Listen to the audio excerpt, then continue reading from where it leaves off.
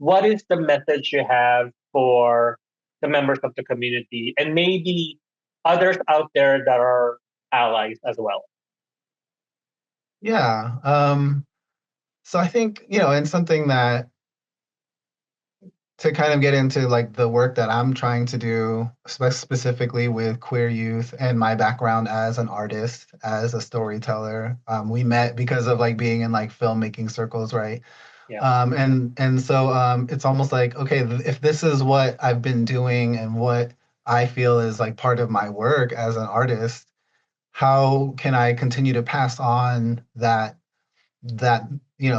creative passion, that love for storytelling, that and representation, and using our art as voices for justice and change and healing. How can I create spaces for that for queer and trans youth of color?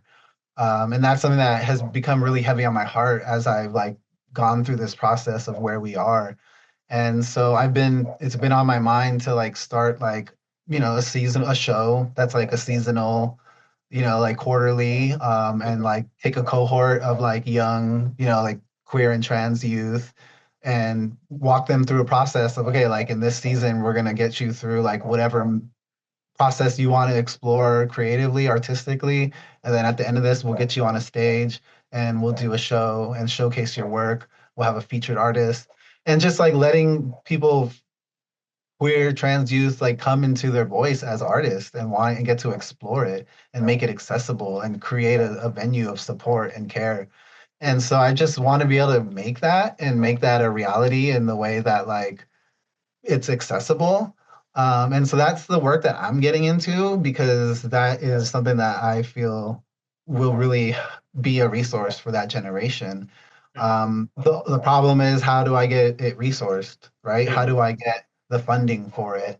And I Yeah. think that's where it's like, well, this is where people who are calling themselves allies and want to be supportive, this is where you can step in. This is where the money that you have, the resources that you have can help fill that gap where we don't Mhm. have the resources. Or you can labor and volunteer to help us get grants and find, different ways to get that access to have a supportive structure, right?